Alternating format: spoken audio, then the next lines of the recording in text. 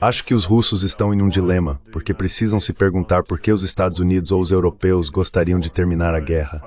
Quero dizer, nem estamos lutando com nossos próprios homens. Então, uma boa guerra para a OTAN seria uma guerra de linhas de frente congeladas, onde ucranianos e russos apenas se matam ao longo dos anos.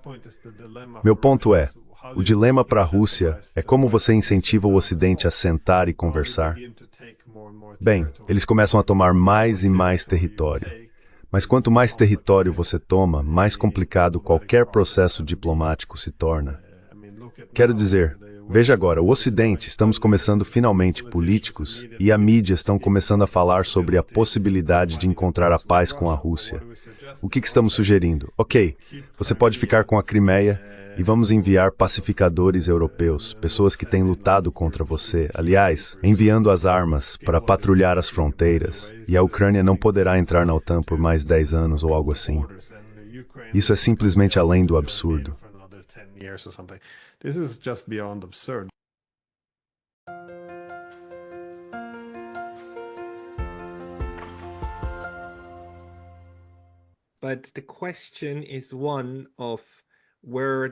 Mas a questão é para onde o sistema nos levará.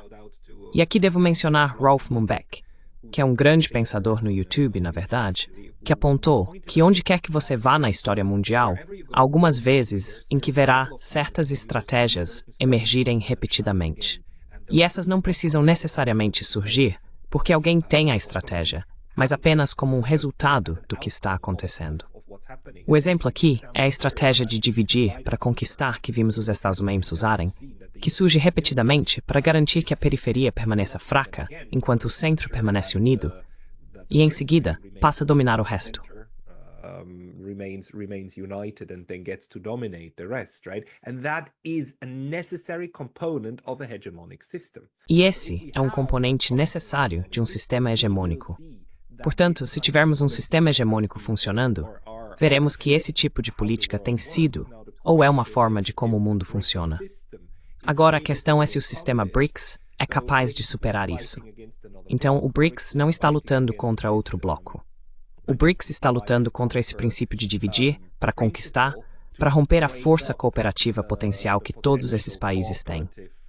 Quão boas você acha que são as chances do BRICS superar esse princípio, no qual a hegemonia se baseia?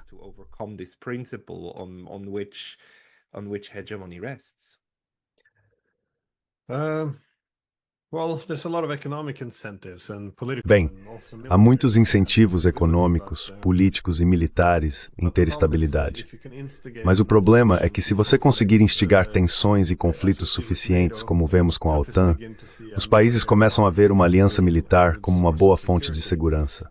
Isso também explica por que as alianças militares tendem a sofrer quando a paz surge, porque todo o propósito por trás dessa aliança, uma estrutura muito pouco útil, desaparece. Mas a grande ironia para os Estados Unidos, assim como para os britânicos antes deles, é que muitas dessas políticas, em termos de dividir para conquistar, eram para impedir o surgimento de um hegemon alternativo.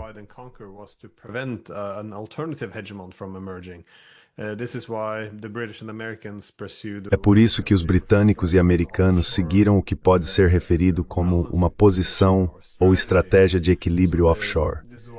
Portanto, é por isso que você vê os britânicos e americanos tendendo a entrar nas guerras um pouco tarde, quando há guerras mundiais, por exemplo. Afinal, os principais atores já se desgastaram e foram enfraquecidos. O objetivo principal é que o equilibrador offshore entre na guerra tarde e apenas imponha um acordo que restaure um equilíbrio de poder para garantir que nenhum lado seja muito poderoso em comparação com o restante. Dessa forma, um hegemon não pode emergir na Eurásia, o que poderia vir a ameaçar os britânicos e americanos mais tarde.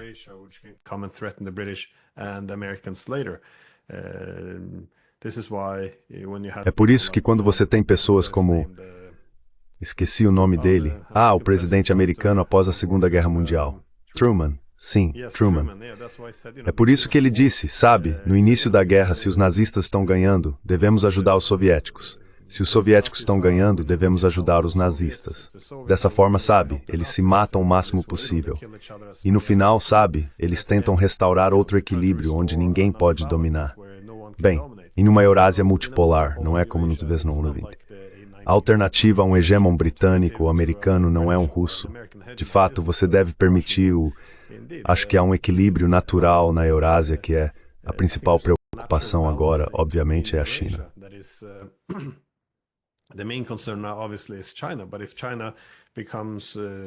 Mas se a China se tornar poderosa demais e começar a impor sua influência e ditar regras para outros países, o que você acha que os indianos vão fazer?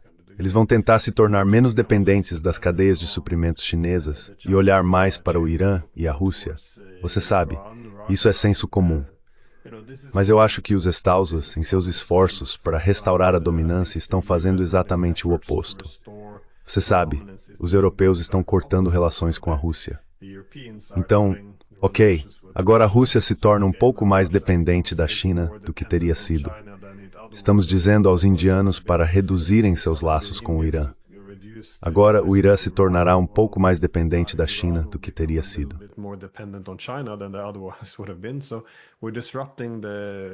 Então estamos interrompendo esse movimento natural em direção a um equilíbrio.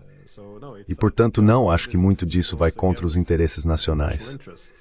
Mas, novamente, quando a suposição subjacente é que a OTAN e os Estados Unidos precisam dominar para haver paz, que a paz hegemônica é a única paz que podemos imaginar, tendemos a ignorar todas essas considerações. E, de fato, é claro, é tolice ir contra a Rússia e a China ao mesmo tempo. Mas como os americanos apontaram, o propósito da guerra na Ucrânia é derrubar a Rússia severamente para que possam se concentrar na China. Portanto, não é para ter um equilíbrio, é para restaurar a dominância e primazia dos Estados.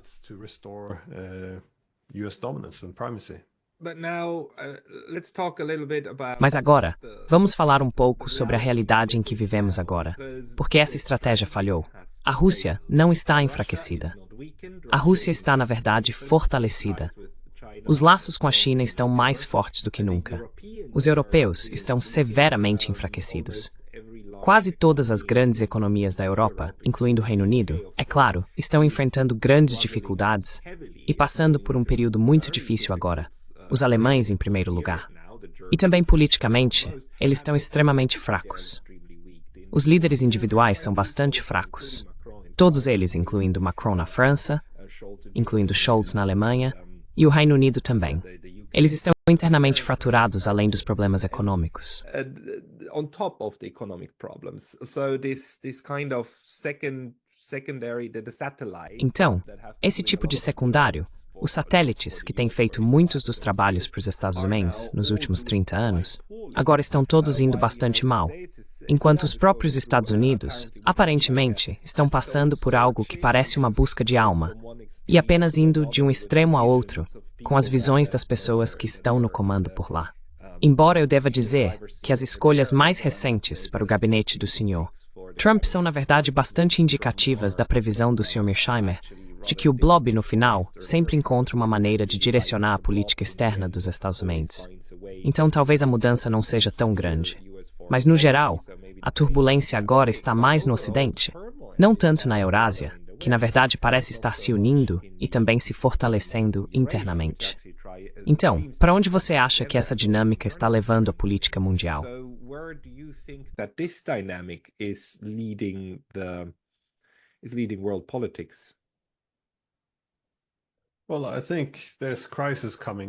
Bem, eu acho que há uma crise chegando agora, simplesmente, para simplificar talvez, pela simples razão de que no Ocidente não estamos seguindo políticas racionais.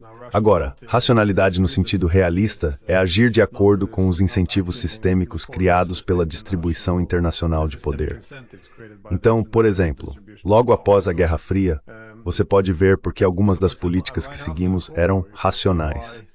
Ou seja, havia uma enorme concentração de poder dentro dos Estados Unidos. Então, qual é o interesse? Os Estados Unidos expressaram o interesse de estabelecer uma ordem mundial baseada na dominância. Qual é o interesse da Europa nessa situação? Você gostaria de ter, em vez da dominância dos Estados Unidos, um sistema internacional baseado na dominância do Ocidente coletivo.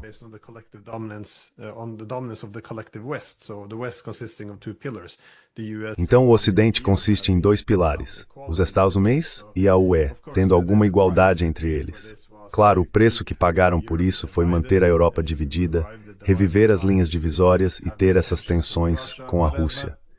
Mas, novamente, nos anos 90, pelo menos, parecia que os russos iam ficar cada vez mais fracos, tornando-se irrelevantes. Então foi nisso que apostamos. Mas agora essa aposta não saiu como pensávamos. Agora vemos, de fato, uma distribuição multipolar de poder. O que o ator racional faz nessa situação? Bem, você vê isso ao redor do mundo. Todos os estados racionais estão buscando oportunidades, diversificando suas conexões. Eles estão evitando uma dependência excessiva dos Estados Unidos ao também comercializar com outros.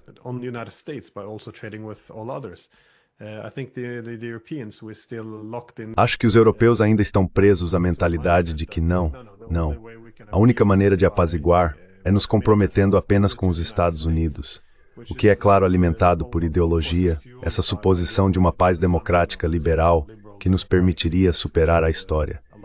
Mas acho que foi ontem, ou von der Leyen, ou um dos líderes da UERE, que estava sugerindo, deveríamos aumentar nossas compras de GNL dos Estados Unidos. Assim, eles perceberão mais valor em nossa parceria com a Europa ao ver que somos um bom aliado. Então agora vamos comprar energia mais cara dos americanos.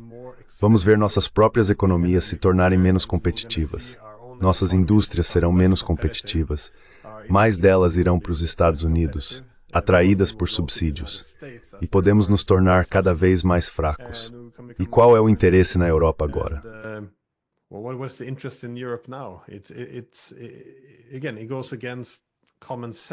Novamente, isso vai contra o senso comum. Mas estamos fazendo o mesmo nesse país. Bem, não apenas nesse país, mas na Escandinávia em geral. Vemos que a América tem menos recursos e vai para a Ásia. Então o que fazemos? Começamos a diversificar, ajustar para o... Novamente, é isso que o Estado racional faria. Você se ajusta à nova distribuição internacional de poder, conectando-se com outras grandes potências. Você não aposta tudo nos Estados Unidos, que estão se tornando mais fracos e indo para o outro lado do planeta. Não. Estamos abrindo bases militares para os americanos em todo o país, em toda a Escandinávia, na esperança de que, eles entendam que somos bons aliados. Somos leais, somos obedientes. Eles ficarão aqui e cuidarão de nós. E é uma subordinação completa. E falhamos em buscar nosso interesse nacional.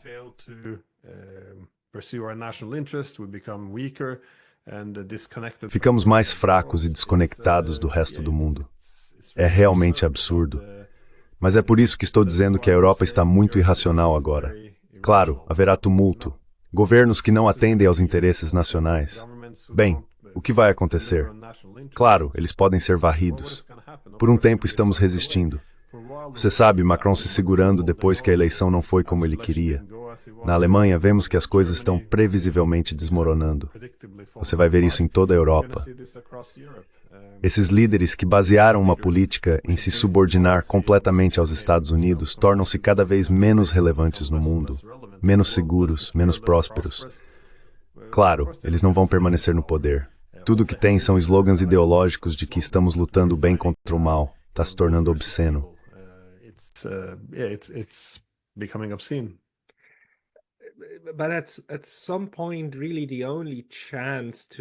Mas em algum momento, realmente, a única chance de escapar dessa dinâmica, que é em grande parte uma dinâmica impulsionada pela elite, é porque muitos desses membros da elite não apenas dependem do relacionamento com os Estados Unidos, mas a melhor chance que vem para ascender ainda mais é através dessas instituições internacionais, supranacionais, incluindo a UERA e a OTAN, é claro.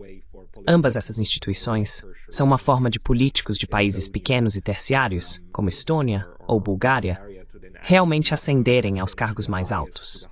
Certo, o último secretário-geral da OTAN era um norueguês, e mesmo como primeiro-ministro da Noruega, ele não poderia ter recebido tanta atenção no cenário mundial quanto recebeu dentro da OTAN. Por outro lado, o único remédio para isso, para mim, parece realmente ser uma mudança de mentalidade na população em geral.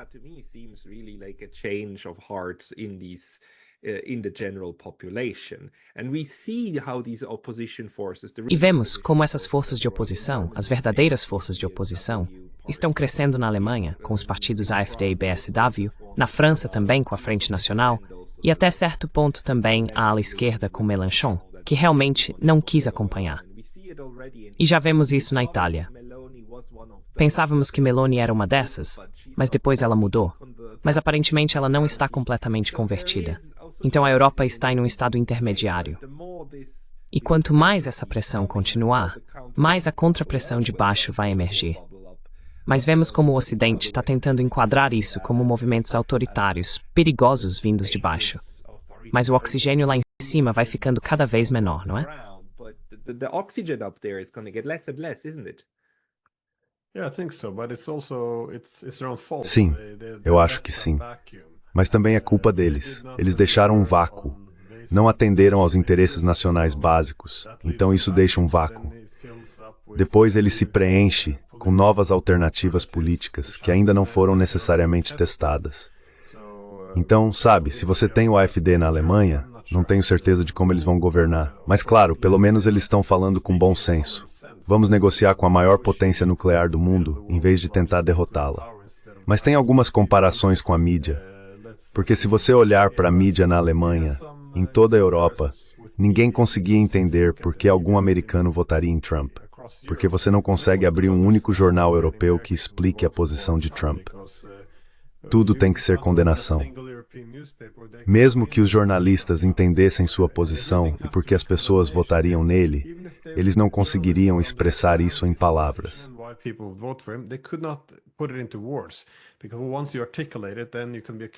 Porque uma vez que você articula isso, pode ser acusado de, você sabe, legitimar ou apoiar ou normalizar, seja o que for. Então estamos presos à narrativa. Você sabe, ele é um homem muito mau. E isso nos impede de divulgar, relatar fatos básicos. E claro, é o mesmo na Ucrânia, onde temos que fingir como se a expansão da OTAN não fosse a fonte desta guerra. Temos que fingir com o Nord Stream, o acordo de Minsk, o acordo de Istambul. Você sabe, a Ucrânia está vencendo. Toda essa bobagem que é apenas falsa. E assim, uma vez que você não relata as notícias ou a realidade, assim como os políticos não estão atendendo aos interesses nacionais, um vácuo surgirá.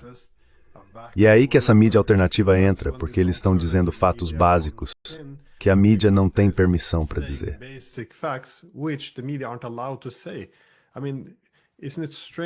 Quero dizer, não é estranho que não seja possível explicar por que os americanos votaram no presidente. Eles votaram. Ele até ganhou o voto popular. Mas isso é um bom indicativo de que você foi alvo de propaganda.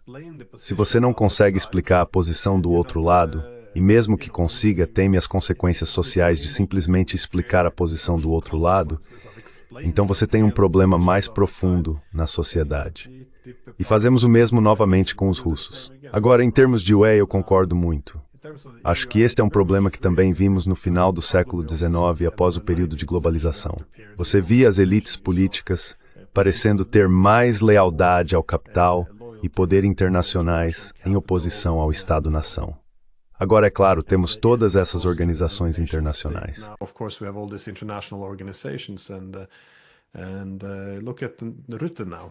E olhe para Rutte agora, o primeiro-ministro holandês.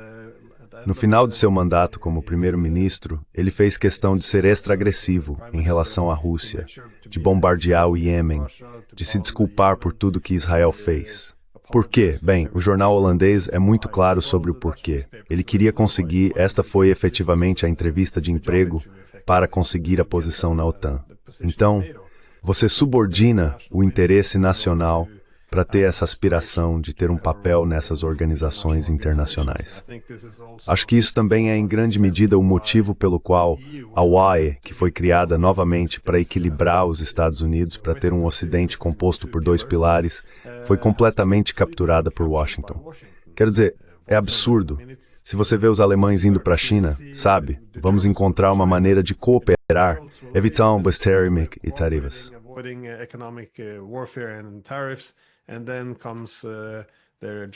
E então vem seus homólogos alemães da UE, como os von der Leyen e o resto. Eles dizem, não, vamos sancioná-los, vamos ter tarifas, vamos, você sabe, mitigar riscos, desacoplar, vamos, você sabe, todas essas palavras. Então é loucura. E sim, nada é racional. Apenas sim, o último ponto acho sobre a guerra também. Como isso faz algum sentido? Se você está na Europa, tem uma grande guerra no seu continente. O continente está sendo consumido pela guerra. Sua economia está indo pelo ralo. Obviamente, linhas divisórias militarizadas na Europa vão tornar os europeus muito mais dependentes dos Estados, os russos dependentes da China. Isso não é do interesse do continente.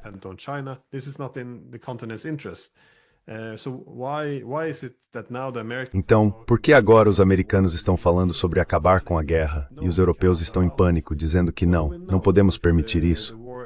Bem, sabemos que se a guerra terminar em termos muito desfavoráveis para nós, os americanos buscarão fazer as pazes com os russos e a OTAN vai se desacreditar um pouco. Os Estados Unidos provavelmente se concentrariam na Ásia em vez disso. Então, realmente não é do nosso interesse. Não podemos aceitar um resultado desfavorável. Então, agora temos essa posição em que estamos pressionando pela guerra, o que está esmagando nossas economias e talvez nos levando à beira de uma guerra nuclear. E se você fala contra a guerra, é demonizado. Nada é mais racional. Esse é o meu ponto principal. Nothing is rational anymore. This is my main point. No, it's not rational. It's actually it's a flipped and it's an Não, inverted world. não é racional. É, na verdade, um mundo virado e invertido, o que torna realmente difícil para nós. Se você disser, por exemplo, que deveríamos ter uma paz na Ucrânia que seja viável, algo que possa simplesmente fazer as armas se calarem, então você é acusado de realmente recompensar o agressor e de querer ser bom com as partes em conflito. Certo? E a maneira real é simplesmente fazer mais do mesmo que já matou tantas pessoas e dobrar, triplicar e quadruplicar na expectativa de que agora, de repente, vai funcionar, porque alguém disse isso.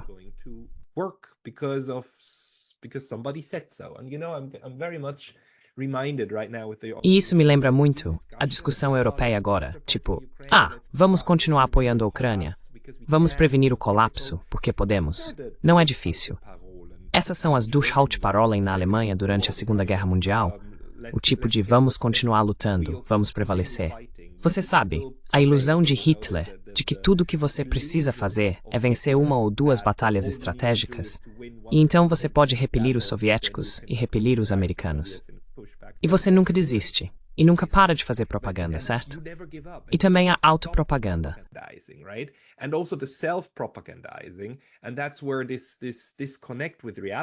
E é aí que essa desconexão com a realidade, no final, é o que vai te derrubar horrivelmente. Então, para mim, a questão é se os europeus podem parar esse ciclo de auto-engano antes que algo ainda pior aconteça. Porque temos a CDU, um candidato ao próximo cargo de chanceler, o Sr. Merz, que diz tipo sim, nós apenas usamos nossos mísseis Taurus para ameaçar a Rússia e simplesmente dispará-los na Rússia. E isso os quebrará, certo? Esse tipo de estupidez que ele diz, o que, quero dizer, ok, ele quer o cargo, mas não tenho certeza se ele faria isso. Mas esse é o tipo de retórica que é aceitável na Alemanha agora.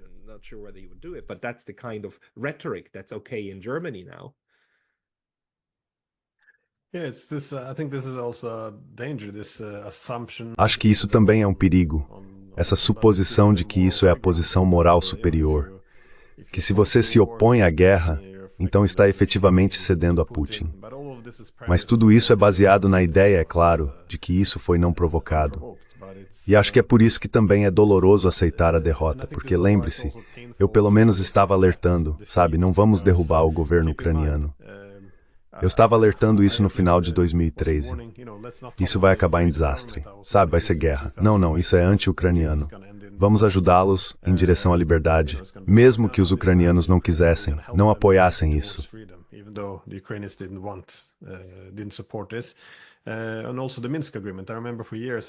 E também o Acordo de Minsk. Lembro que por anos eu dizia que deveríamos implementar o Acordo de Minsk. Não. Bem, é injusto, as realidades mudaram agora. A Ucrânia deveria... Não cabe à Rússia ditar. Todas essas ideias, por que deveríamos ignorá-las? Mas, novamente, nada disso é... E tudo isso veio com essa suposição de virtude moral. Mas se a consequência é que a Ucrânia será destruída, por que isso é moral? E acho que é isso que nos leva à guerra agora. Porque no início de 2022, quando não apenas os Estados Unidos e a Grã-Bretanha sabotaram o acordo de paz, mas o que o Ocidente disse por toda a Europa, But what did the West say all across Europe? Well, we don't need the diplomacy with the Russians. Bem, você sabe, não precisamos de diplomacia com os russos, então vamos ter diplomacia mais tarde, mas primeiro temos que fortalecer a posição dos ucranianos na mesa de negociações. E você sabe, já se passaram quase 3 anos e não há mesa de negociações. E se agora tivermos que fazer um acordo de paz, não importa qual seja a paz, será muito pior do que em Istambul. Em Istambul, os russos estavam dispostos a recuar completamente para onde estavam antes de entrarem com o exército.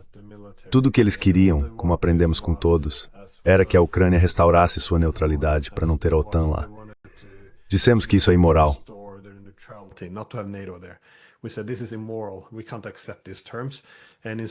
Não podemos aceitar esses termos. E em vez disso, optamos por enfrentar a Rússia.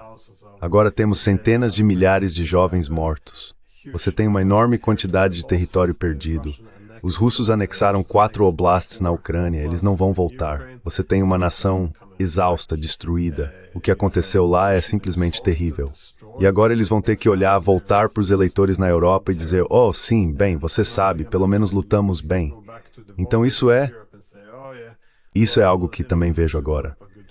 Os ucranianos devem se orgulhar de si mesmos. Eles lutaram bem, mas agora talvez tenhamos que fazer a paz. Isso vai ser uma narrativa terrível. This is going to be a terrible narrative.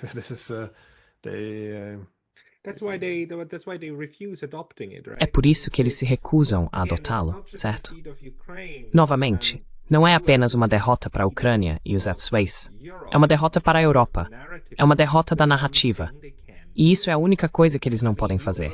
Quero dizer, você só aceita a derrota da narrativa quando está completamente vencido, certo? Quando você parece com a Alemanha, em 1945, com um bunker do Führer bombardeado, ou como se tivesse uma Hiroshima e uma Nagasaki em seu território. Esse é o momento em que você pode convencer seus propagandistas e seus militaristas de que eles têm que desistir. Quero dizer, no Japão, foi difícil. Foi realmente difícil, até mesmo para o imperador, convencer os militares a parar de lutar.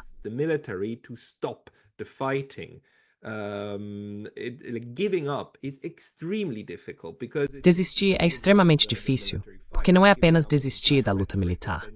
É desistir de toda a retórica, e então você é forçado a mudá-la. Mas esse não é o tipo de derrota que a Rússia pode realmente impor. É por isso que estou tão preocupado. É fácil manter a divisão na Europa fervendo. E é aí que acho que sua pergunta, voltando ao Valdai, foi tão importante para perguntar também se a Rússia ainda vê um caminho a seguir. Mas os russos, eles veem. Pelo menos Vladimir Putin vê pelo menos uma possibilidade de um futuro eurasiático com a Europa.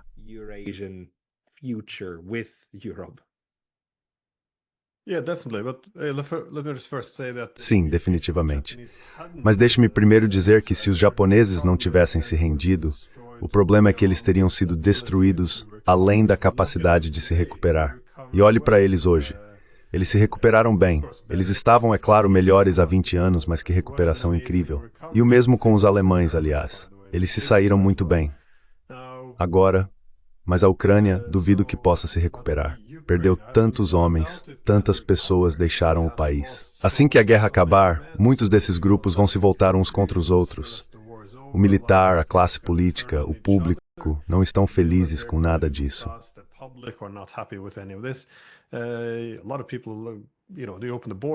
Muitas pessoas, você sabe, quando abrem as fronteiras, mais pessoas podem realmente sair do que voltar.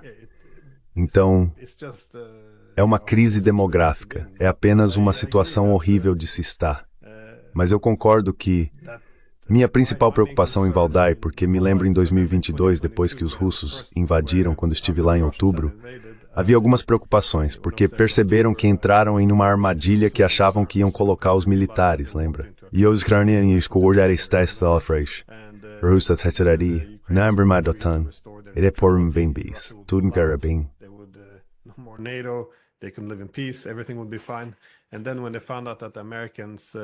E então, quando descobriram que os americanos, como também foi descoberto, iriam sabotar a paz e optar por uma guerra longa com o objetivo de derrotar a Rússia e promover uma mudança de regime em Moscou, perceberam que era uma guerra muito diferente. Então, quando voltei novamente a Valdai em 2023, nesse ponto, os russos haviam construído um enorme exército e estavam muito preparados para uma guerra de atrito, com os russos desgastando o exército ucraniano. De fato, isso foi após a ofensiva de verão também, que havia sido derrotada. Então, você os via muito confiantes. You saw them very confident. Now I came back this year. Agora, voltei este ano, na semana passada, e acho que minha preocupação era que poderia haver quase confiança demais, porque todos perceberam que a guerra acabou. Os únicos que fingem que a Ucrânia ainda pode vencer são os jornalistas que estão trabalhando muito para manter a guerra em andamento. Mas a guerra acabou. Para mim, uma questão também levantada em Valdai foi que, se você venceu a guerra, deve pensar em como vencer a paz. Porque se houver um excesso, a Ucrânia deixa de ser um país funcional, as relações com os europeus se tornam extremamente tensas e não temos nenhum acordo político. Então não será bom para a Ucrânia, não será bom para a Rússia, não será bom para o continente.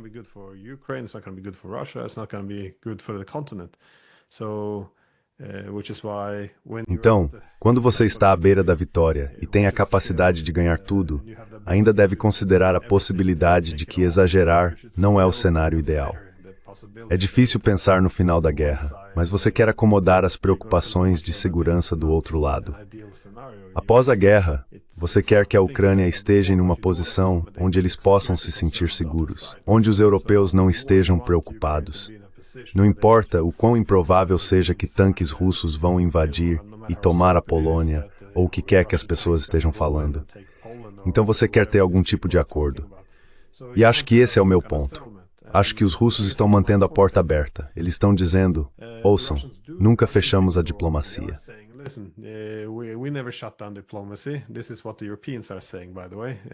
É isso que os europeus estão dizendo, aliás. Foram os europeus e americanos que encerraram a diplomacia. Eles não queriam se sentar com os russos. Os russos nunca disseram que eram contra a diplomacia. Então eles dizem que a porta ainda está aberta. Mas minha preocupação é que se não passarmos por essa porta, se não concordarmos em nos sentar agora e encontrar uma solução diplomática, os russos vão considerar uma ameaça expandir a OTAN após a guerra. Os russos simplesmente garantirão que estarão completamente seguros através de uma vitória militar completa. Na minha opinião, isso seria um exagero se eles tomarem, tudo de Kharkov a Odessa e transformarem o resto da Ucrânia em um estado disfuncional. Vai ser uma situação horrível na Ucrânia.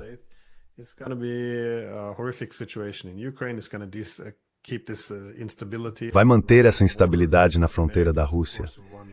Os americanos, é claro, vão querer continuar a usá-los um pouco para a guerra de guerrilha contra os russos, para continuar a desgastá-los por mais alguns anos. Então, não vai ser bom para ninguém, especialmente para os ucranianos. Portanto, é do interesse da Rússia negociar. Eu sempre digo, você pode confiar nos russos? Eu sempre digo, você pode confiar que eles agirão em seu próprio interesse. E acho que é do interesse deles ter uma solução diplomática para isso. Encontrar um acordo de que, ok, não há OTAN, isso tem que ser a base. E essas são as novas fronteiras, porque concessões territoriais não podem ser evitadas.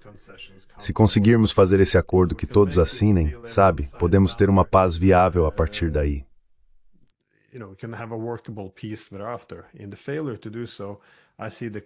Na falha em fazer isso, vejo a destruição completa da Ucrânia, muitas mais mortes, especialmente no final da guerra, que é quando as mortes geralmente aumentam, e será uma paz baseada na vitória total da Rússia e uma que não necessariamente leva muito em consideração os ucranianos. De fato, a paz deles dependerá de a Ucrânia ser um estado disfuncional, completamente derrotado. Então este é um resultado horrível, e é por isso que eu disse muito em Valdai, Você deve garantir que vença a paz aqui, e isso não é necessariamente o mesmo que ter vitória total no campo de batalha. Mas os colegas russos me desafiariam a dizer, nossa porta está aberta, estamos dispostos a conversar. É o Ocidente que não quer falar conosco. Então o que podemos fazer?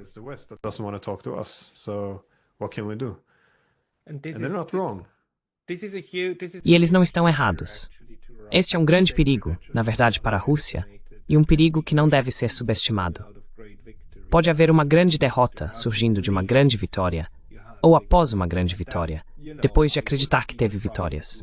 E isso, sabe, eu não ficaria surpreso se tivéssemos estrategistas nos da Suez e dentro da OTAN pensando exatamente nisso. Como transformar essa vitória em uma pílula venenosa para explodir a Rússia alguns anos depois. Esse seria exatamente o objetivo da OTAN. That would be exactly the NATO mindset. Mas isso também é algo repetitivo na história russa. Lembre-se de que os russos derrotaram Napoleão. Eles salvaram o continente de Napoleão. Vitória total. Isso teria sido um bom desfecho. Mas o que aconteceu? Ao esmagar os franceses, acabou com toda a rivalidade entre britânicos e franceses. E depois, após a derrota de Napoleão, eles se tornaram mais alinhados, já que não estavam mais competindo por domínio. E então, os franceses e os britânicos juntos foram e lutaram contra os russos na Crimeia, na Guerra da Crimeia.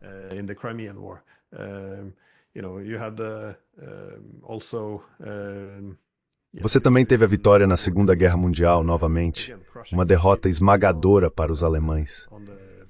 E você sabe, antes disso havia uma certa rivalidade pelo domínio dos mares entre os britânicos e depois os americanos. Isso meio que esgotou os britânicos. Agora eles estão se subordinando mais aos americanos e estão cooperando contra os soviéticos. De fato, também a Alemanha e toda a Europa Ocidental, quando a União Soviética estava tão desequilibrada em termos de... não havia mais equilíbrio de poder na Europa. Eles estavam tão grandes após vencer na Segunda Guerra Mundial. Isso incentivou os americanos a construir um bloco militar no continente europeu, fazer todos os europeus se alinhassem contra os soviéticos. Quero dizer, isso é... Sim, você não quer ir para o exagero quase. Isso é...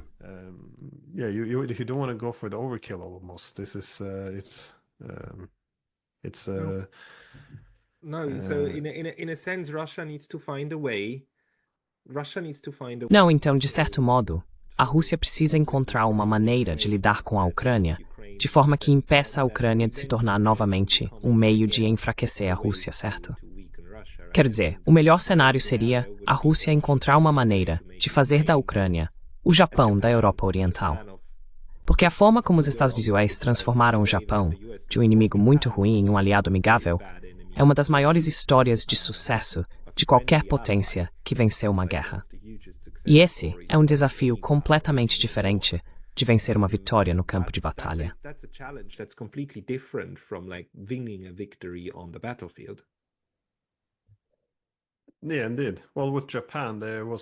Sim, de fato.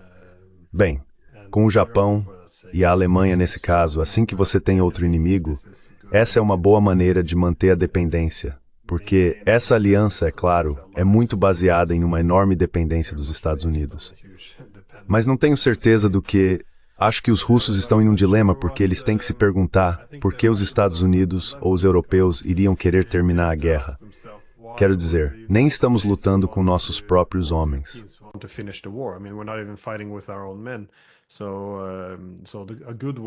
Então, uma boa guerra para a OTAN seria uma guerra de linhas de frente congeladas, onde ucranianos e russos apenas se matam ao longo dos anos.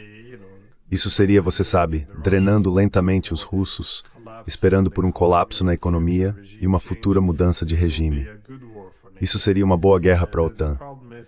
O problema é que uma vez que os territórios começam a mudar de mãos, como geralmente acontece quando um lado está exausto, agora já não é mais uma guerra tão boa para a OTAN.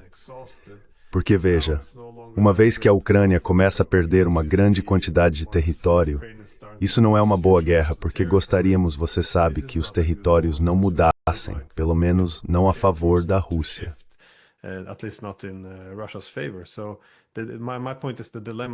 Então, meu ponto é que o dilema para a Rússia é como você incentiva o Ocidente a sentar e conversar. Bem, você começa a tomar mais e mais território. Mas quanto mais território você toma, mais complicado qualquer processo diplomático se torna. Quero dizer, olhe agora, o Ocidente. Estamos finalmente começando a ver políticos e a mídia começando a falar sobre a possibilidade de encontrar a paz com a Rússia. O que estamos sugerindo? Ok, você pode ficar com a Crimeia e enviaremos forças de paz europeias. As pessoas estado contra você e as enviando armas para patrulhar as fronteiras.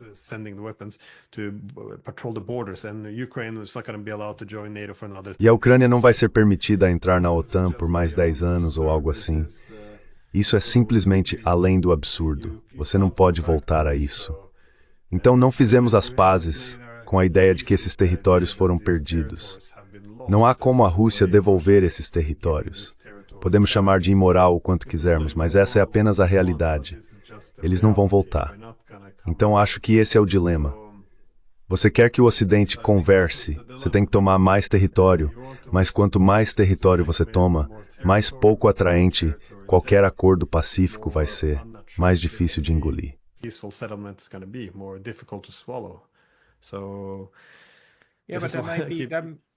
Esse pode ser o ponto em que a negociação realmente precisa levar em conta os melhores interesses de todas as partes para chegar a um fim, certo?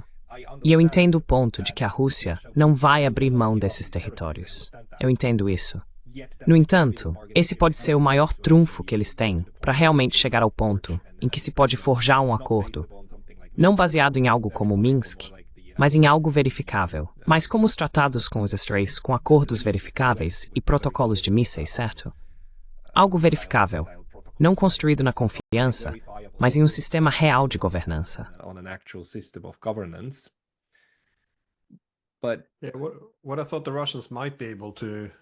O que eu pensei que os russos poderiam estar dispostos a negociar não é devolver os territórios, mas talvez mudar algumas das fronteiras administrativas. Lembre-se de que os 4 territórios que foram anexados, eles não estão controlando todos. Em Kherson e Zaporozhye, grande parte do território está no lado oeste do rio Dnieper, que não está sob controle russo no momento ou estará nas próximas semanas. Então há uma possibilidade de que, claro, agora eles colocam termos muito absolutos, mas em qualquer negociação é possível que eles concordem em mudar algumas das fronteiras administrativas para que os ucranianos se sintam mais seguros, tendo o rio Dnieper como uma linha defensiva. Porque os ucranianos precisam de algo. E este é o principal problema, que a Rússia não pode conviver com a OTAN na Ucrânia.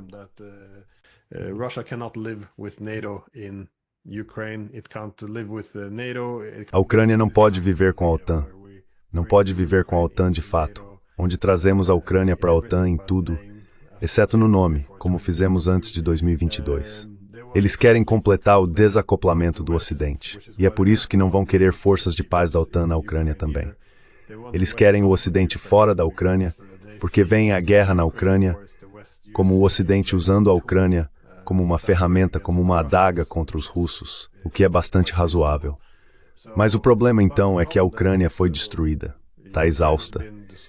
Então a preocupação razoável deles é que a Rússia simplesmente dê alguns anos, e então uma Ucrânia severamente enfraquecida, ficando completamente sozinha, poderia ser completamente consumida, ou pelo menos os russos poderiam tomar mais uma parte.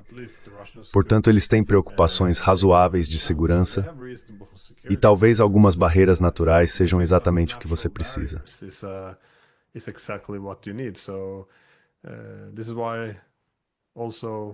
Então é por isso que o excesso, em termos de vitória, se a Rússia cruzar o rio Dnieper para ir em direção a Odessa, poderia tornar muito difícil para a Ucrânia ter qualquer senso de segurança no futuro. No meu livro, cito o ex-chefe do MI6, porque ele fez esse argumento. Esqueci o nome dele. Mas ele argumentou que Putin é um homem religioso que provavelmente reza a Deus todas as noites, perguntando por que não há montanhas ou rios nessa área. Por causa da paisagem plana é de onde vieram todas as invasões, os poloneses, os franceses, os alemães. Então, você quer algumas linhas de fortificação natural ou barreiras. Não há nada nessa parte do mundo, então acho que o rio Dnieper é o melhor que se pode ter. There's nothing in that part of the world, so I think the Dnieper River is as good as it gets. Há muito o que discutir, mas a questão de como conquistar a paz é enorme e importante. E Glenn, vou linkar todos os seus perfis, especialmente o seu canal no YouTube. Voltaremos a falar sobre isso. Glenn Giesen, muito obrigado pelo seu tempo hoje. Obrigado.